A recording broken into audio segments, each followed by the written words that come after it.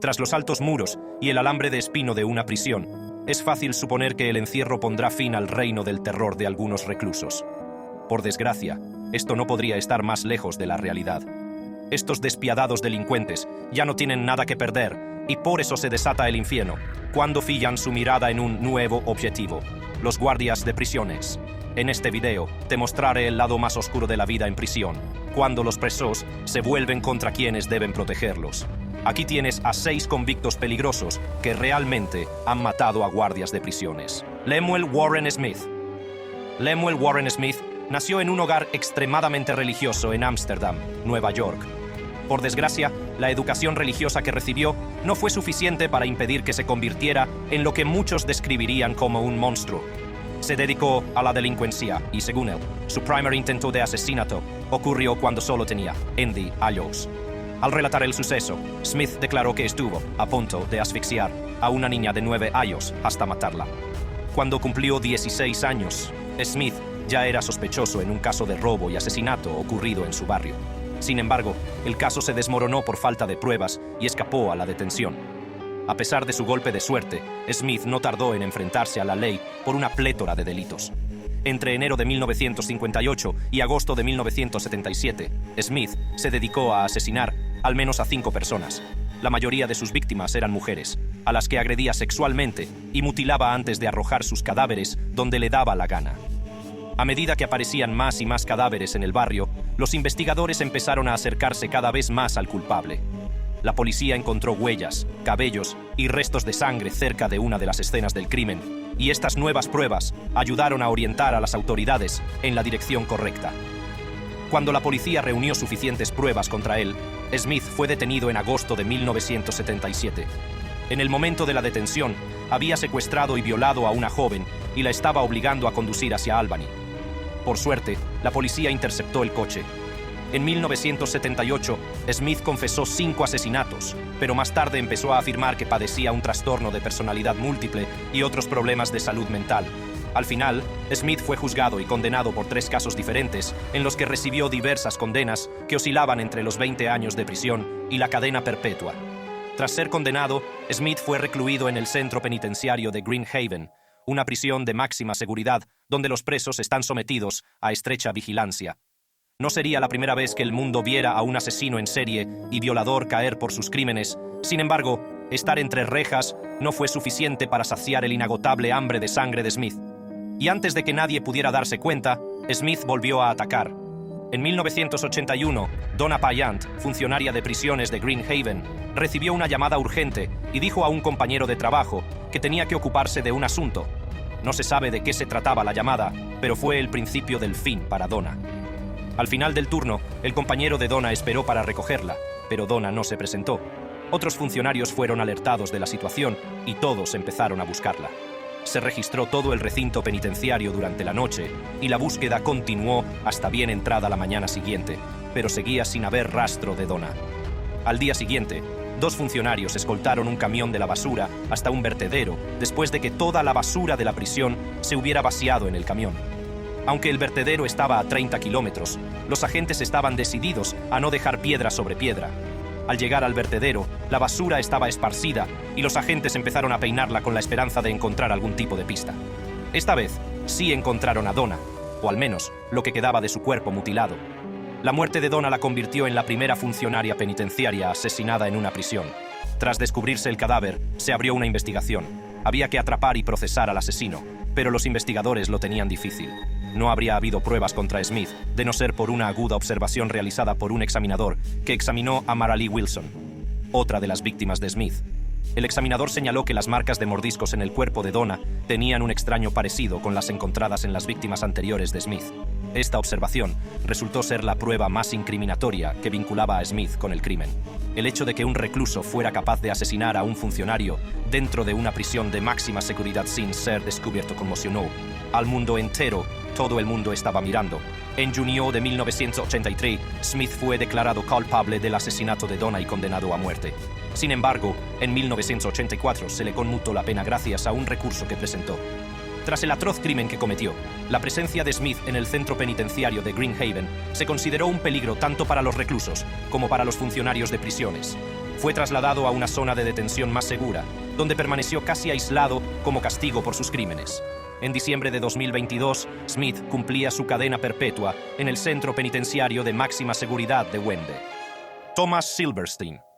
Thomas Edward Silverstein nació el 4 de febrero de 1952 en Long Beach, California. De niño, Silverstein sufría acoso constante debido a su carácter tímido y apocado. Los niños de su barrio tenían la idea equivocada de que era judío, y eso atraía a más matones hacia él. Mientras Silverstein se enfrentaba a los matones fuera de casa, su madre le recomendaba que se defendiera. A menudo, le prometía que le daría una paliza cada vez que llegara a casa llorando porque le acosaban. Por desgracia para Silverstein, los consejos de su madre pronto le llevaron por lo que solo puede describirse como un camino de violencia brutal. Silverstein fue condenado a un reformatorio cuando solo tenía 14 años, y a los 19 ya estaba en la cárcel por robo a mano armada. Pasó 4 años en la cárcel antes de que le dejaran salir en libertad condicional, pero su vuelta a la cárcel fue antes de lo esperado y por peores motivos. Silverstein volvió a encontrarse en el lado equivocado de la ley cuando fue detenido junto con su padre y su primo por 3 robos a mano armada, en los que se llevaron $11,000. Esta vez fue condenado a 15 años que cumpliría en la penitenciaría de los Estados Unidos en Leavenworth. Mientras cumplía su condena en Leavenworth, Silverstein desarrolló un vínculo duradero con la Hermandad Aria, una banda neonazi de presos y sindicato del crimen organizado con sede en Estados Unidos. Algunos creen incluso que se convirtió en uno de los líderes del grupo. Tras afiliarse a la banda carcelaria, Silverstein no tardó en ser condenado por el asesinato de un recluso que supuestamente le enfureció al negarse a servir de mula y trasladar heroína por la prisión. Por ese crimen, Silverstein fue condenado a cadena perpetua. Posteriormente fue trasladado a USP Marion, donde cumpliría su cadena perpetua. En aquella época, USP Marion se consideraba una prisión de alta seguridad y se tomaron medidas para garantizar que Silverstein no perjudicara a ninguna otra persona en la cárcel. Se le internó en una unidad de control, que era una forma de régimen de aislamiento virtual. La unidad estaba reservada específicamente para reclusos propensos a comportamientos agresivos. La habitación en la que se encontraba Silverstein tenía una luz de techo encendida constantemente para garantizar que las cámaras de vigilancia pudieran ver lo que hacía en cada momento. Silverstein apenas hablaba con nadie y solo se le permitían 2 llamadas telefónicas al mes. Por muy estricta que fuera la seguridad en USP Marion, no sirvió de nada para impedir que Silverstein supuestamente hiciera daño a otro recluso llamado Robert Chappell, miembro de la banda de la prisión DC Blacks. Silverstein no actuó solo, sino que contó con la ayuda de otro recluso. Aunque siguió manteniendo que era inocente, Silverstein fue condenado por el asesinato y se le impuso otra cadena perpetua. Pudo eludir la pena de muerte porque no se había restablecido en ese momento. Tras librarse por los pelos de la pena de muerte, otras personas podrían haberse replanteado su vida, pero no Silverstein. Junto con Keaton Fountain, su cómplice en el asesinato de Chappell, Silverstein asesinó a Raymond Lee Cadillac Smith, el líder nacional de la banda carcelaria DC Blacks, y se ganó otra cadena perpetua. En octubre de 1983, Silverstein golpeó de nuevo al asesinar brutalmente a un funcionario de prisiones llamado Merle Klotz, en lo que muchos describieron como un acto premeditado. Klotz escoltaba a Silverstein de vuelta a su celda o desde ella cuando el asesino impenitente se detuvo de repente frente a la celda de otro recluso. Sin que Klotz lo supiera, el otro recluso entregó a Silverstein un cuchillo y le quitó las esposas con una llave casera. Antes de que Klotz pudiera darse cuenta de lo que ocurría, Silverstein le atacó y le asestó varias puñaladas. Pocas horas después, otro recluso, Clayton Fountain, miembro de la Hermandad Aria y amigo de Silverstein, mató a otro funcionario de prisiones utilizando el mismo método. El asesinato de 2 funcionarios en el espacio de unas horas provocó el cierre indefinido de USP Marion. Las brutales acciones de Silverstein y Fountain inspiraron el diseño de la prisión federal de máxima seguridad, la United States Penitentiary, Florence, Administrative Maximum Facility, conocida popularmente como USP Florence ADMAX. Aunque las autoridades no podían condenar a Silverstein a la pena de muerte por sus crímenes, se propusieron convertir su vida en un infierno. Durante los siguientes 36 años de su vida, Silverstein estuvo recluido en régimen de aislamiento por el asesinato de Klotz. En algún momento fue colocado en una celda especialmente diseñada en ADX Florence. En mayo de 2019, Silverstein murió debido a complicaciones de una operación de corazón a la edad de 67 años. Pagó caros sus crímenes porque, en el momento de su muerte, era el preso que más tiempo llevaba en prisión, Donny Rowe. Donny Rowe ya cumplía condena por robo a mano armada y asalto cuando cometió un delito que muchos consideraron el peor de los peores. En junio de 2017, Rowe y otros reclusos estaban siendo transportados de Esparta a Eton. En un intento por recuperar su libertad, Rowe y su compañero de prisión, Ricky Dubose, hicieron lo impensable. El autobús se detuvo en la prisión estatal de Hancock y los agentes dejaron a los presos desatendidos. Con un cepillo de dientes, Rowe consiguió desbloquear la verja que separa a los funcionarios de los presos. A continuación, Rowe y Dubose registraron el compartimento de los funcionarios y cogieron lo que encontraron. A continuación, cerraron la verja para impedir que los agentes descubrieran sus actividades. Finalmente, los agentes volvieron al autobús y continuaron el viaje, dando por sentado que todo iba bien. Rowe y Dubose esperaron lo que consideraron el momento oportuno y procedieron a atacar a los desprevenidos hombres desinformados a través de la verja que habían dejado sin cerrar.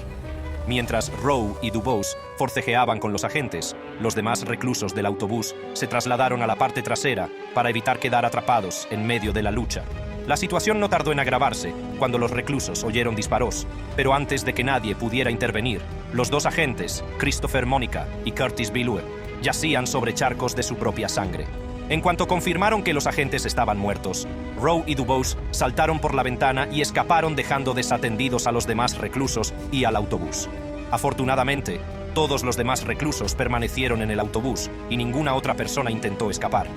Esperaron un rato hasta que un buen samaritano se percató de la presencia del autobús y se detuvo para ayudar.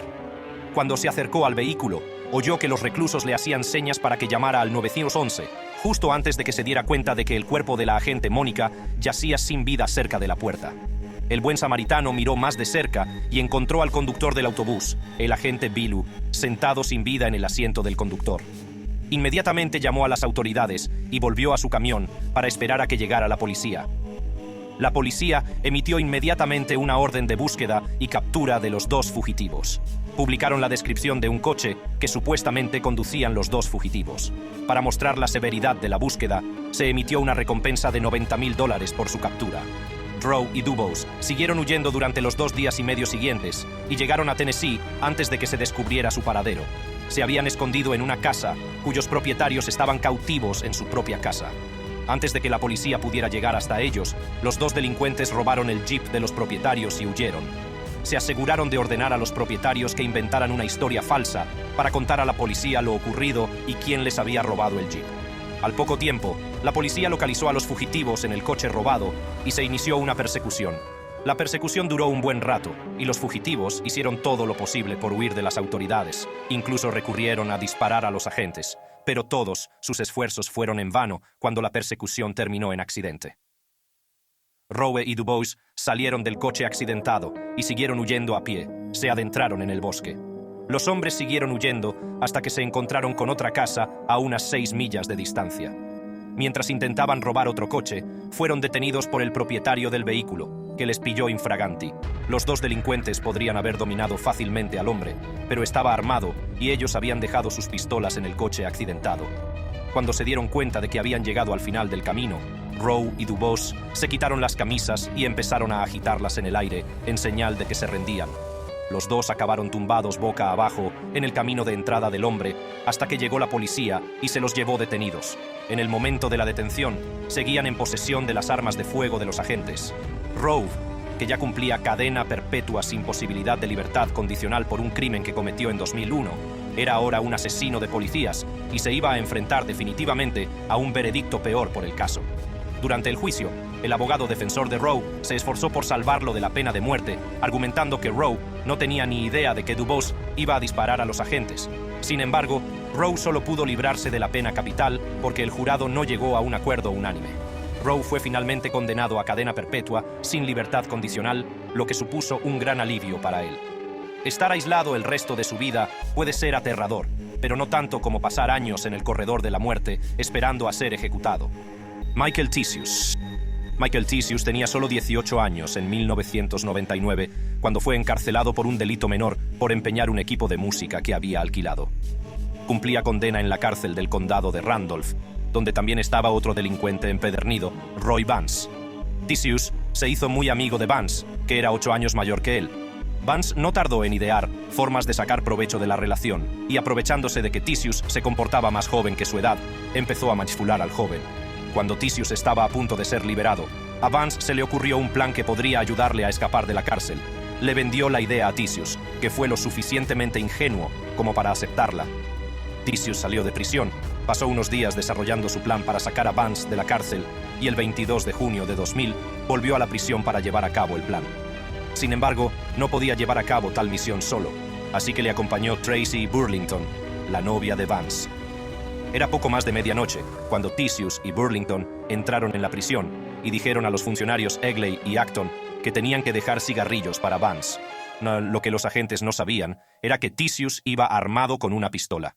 Según el plan de Vance, Theseus debía obligar a los guardias a entrar en una celda a punta de pistola y luego encerrarlos. Pero las cosas tomaron un giro diferente. Burlington declaró más tarde que no tenía ni idea de que Theseus llevaba una pistola consigo. Dijo que de repente levantó la vista y vio a Theseus apuntando con la pistola a los agentes. De repente, Theseus disparó a Egley y Acton. Inmediatamente buscó las llaves entre los hombres y las encontró. Intentó abrir la celda de Vance, pero todo fue en vano. Tras numerosos intentos fallidos, Theseus y Burlington tuvieron que huir del lugar para evitar ser descubiertos por otros agentes. La pareja consiguió salir de la cárcel sin ser descubierta, pero a los pocos kilómetros, su coche de huida sufrió una avería y fueron detenidos. Theseus confesó inmediatamente los asesinatos de los 2 agentes y fue condenado por el crimen. En 2010, Vance y su novia, Burlington, fueron condenados a cadena perpetua, mientras que Theseus fue condenado a muerte. La sentencia de Theseus no sentó bien a sus abogados defensores, que creían firmemente que los asesinatos no habían sido premeditados.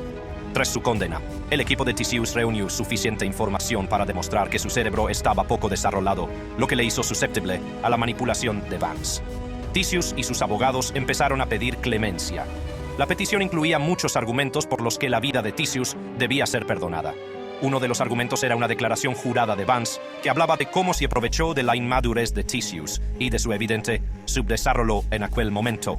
Vance aceptó que, efectivamente, había manipulado a Theseus en su propio beneficio y declaró que, de no ser por él, Theseus nunca habría cometido los asesinatos. La novia de Vance, Burlington, también señaló que la relación entre Vance y Theseus surgió de la necesidad de Vance de escapar de la cárcel. También dijo que Vance eligió a Theseus sobre todo porque era fácil de manipular. A diferencia de la mayoría de los demás de esta lista, Michael Theseus estaba realmente arrepentido de sus actos y lo demostraba en su vida cotidiana. Durante su estancia en el corredor de la muerte, Theseus llevó una vida ejemplar mientras trabajaba en su crecimiento espiritual, personal y psicológico. El cambio en su comportamiento fue seguido de cerca por un psicólogo que había estado en el caso desde el principio. Theseus comprendió sus crímenes y aceptó de todo corazón la responsabilidad por ellos. Como preso, tenía un expediente impecable que demostraba que no causaba más problemas en la cárcel. Theseus era un artista que pasaba gran parte de su tiempo pintando murales y dando clases de arte. Muchos reclusos hablaban bien de él como amigo y mentor. Theseus era conocido por animar a otros presos a mejorar sus vidas en lo que pudieran. Tras muchos años en el corredor de la muerte, la petición de clemencia de Theseus fue rechazada por el gobernador de Missouri, Mike Parson. El Tribunal Supremo de Estados Unidos también denegó la concesión de un certiorari sobre otra petición en la que se argumentaba que Michael solo tenía 19 años cuando cometió los asesinatos y que, por tanto, no se le debería haber aplicado la pena capital. Existe una sentencia del Tribunal Supremo que prohíbe la ejecución de condenados que cometieron delitos merecedores de ejecución siendo menores de 18 años, pero Theseus ya tenía 19 en el momento de los asesinatos, por lo que no se le conmutó la pena de muerte. En junio de 2023, Michael Theseus, de 42 años, fue ejecutado mediante inyección letal en la prisión estatal de Bonne Terre.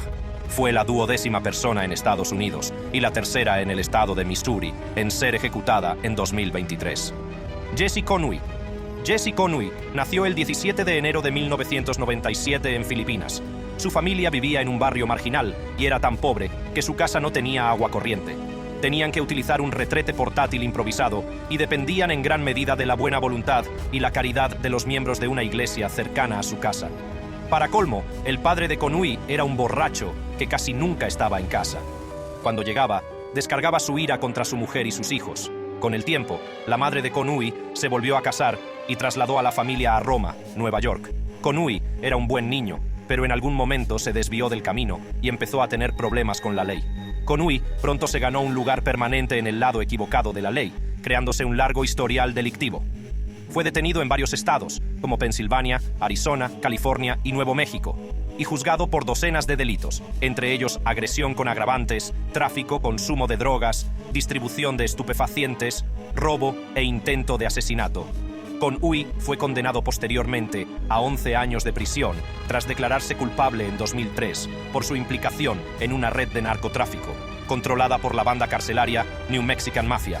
Cumplía condena en la penitenciaría de Estados Unidos, en Canaan, cuando en 2008 se declaró culpable de un asesinato que cometió en Arizona. La historia fue que Conwy organizó un falso encuentro con Carlos García, amigo y compañero de pandilla, en una lavandería. García no sabía que estaba cayendo en una trampa que acabaría con su vida. A su llegada, Conwy y otros 2 hombres abrieron fuego contra él. García fue abatido de 4 balazos en la cabeza. Por este caso, Conwy fue condenado a cadena perpetua, pero ya era un criminal curtido, y esa no fue la última vez que acabó con una vida. En febrero de 2013, Conwy cometió el que sería el peor crimen de su carrera delictiva. Mató a un funcionario de prisiones. Era un día normal de trabajo para el agente Eric Williams, hasta que Conwy lo tiró por unas escaleras. Antes de que el agente pudiera volver a ponerse en pie, Conwy bajó las escaleras y le atacó con 2 objetos punzantes, también conocidos como pinchos.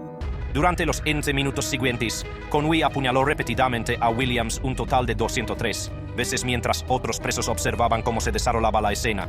Williams estaba ya en un charco de su propia sangre, pero Conwy no había tenido bastante, así que procedió a dar múltiples patadas al cuerpo, ya inerte de Williams, y luego le golpeó la cabeza contra el suelo. El espectáculo de terror terminó cuando otro funcionario de prisiones entró en el pasillo en busca de Williams y encontró su cuerpo casi sin vida al pie de las escaleras, con Conwy de pie junto a él. El funcionario hizo todo lo posible por salvar a su colega, administrándole primeros auxilios. Pero ya era demasiado tarde para Williams. El cuerpo de Williams fue evacuado inmediatamente y trasladado a un hospital, mientras que Conwy fue detenido. Conwy no mostró ningún tipo de remordimiento por lo que había hecho. Cuando un agente le interrogó sobre sus razones para matar a Williams, lo único que tuvo que decir fue que Williams le había faltado al respeto. Conwy fue trasladado posteriormente a ADX Florence, una prisión de máxima seguridad que alberga a la peor clase de delincuentes. Su juicio por el asesinato de William comenzó en 2017, durante el cual se hizo ver al tribunal un vídeo de 2 minutos del horrible suceso. Mientras se reproducía el vídeo, se veía a Conwy tapándose los ojos con las manos como si no pudiera soportar verse a sí mismo haciendo lo que había hecho. En julio de ese año, Conwy fue declarado culpable del crimen por un jurado, pero, en contraste con lo que muchos esperaban, no se le impuso la pena capital. El jurado, compuesto por 12 personas, 8 mujeres y 4 hombres, no pudo llegar a un acuerdo unánime de que Conwy debía ser ejecutado. Por tanto, fue condenado automáticamente a cadena perpetua, sin posibilidad de libertad condicional. El padre de Williams se sintió especialmente conmocionado y enfadado por la condena de Conwy, porque éste ya cumplía cadena perpetua antes de matar a Williams. Si Conwy volvía a ser condenado a cadena perpetua, ¿qué más castigo iba a recibir? Otros funcionarios de prisiones manifestaron su temor por su seguridad en el trabajo tras el brutal asesinato de Williams. Anthony Battle. Aunque no se sabe mucho sobre los primeros años de la infancia y la educación de Anthony George Battle, todo apunta a que era un hombre muy problemático que no controlaba su ira. En 1987, Battle entró en la base de los marines de Camp Lejeune, Carolina del Norte, donde estaba destinada su esposa. La atacó y la agredió sexualmente antes de matarla. Las razones por las que mató a su esposa no están claras, pero sea como fuere, Battle se había convertido en un asesino por sus actos y tuvo que afrontar las consecuencias. Fue detenido y declarado culpable de asesinato en primer grado, abuso sexual con agravantes y asesinato en segundo grado. Los cargos que se le imputaban le valieron una condena a cadena perpetua. Battle fue trasladado a la penitenciaría de Atlanta en 1993 y, por desgracia, no tardó en acabar con otra vida. En diciembre de 1994, el mundo fue testigo de otra tragedia a manos de Anthony Battle, que fue sorprendido a poca distancia del cadáver del funcionario de prisiones D'Antonio Washington. Battle se convirtió en el principal sospechoso del asesinato porque su ropa tenía manchas de sangre mientras se formaba un charco de sangre bajo la cabeza de Washington. Battle estaba de pie junto a una máquina expendedora cuando otros agentes se acercaron a la espeluznante escena. No costó mucho esfuerzo encontrar el arma del crimen, porque estaba escondida detrás de la máquina expendedora donde Battle había estado de pie. Battle había escondido el martillo de bola en un intento de ocultar su crimen, pero cuando se recuperó, el arma homicida todavía tenía sangre fresca que pertenecía al agente Washington. Si se preguntan cómo un preso pudo hacerse con un martillo, he aquí cómo. Battle consiguió el martillo de otro preso, Richard Boone. A Boone se le permitía llevar herramientas por la prisión, así que Battle se acercó a él y le prestó un martillo con la excusa de arreglar algo en su celda.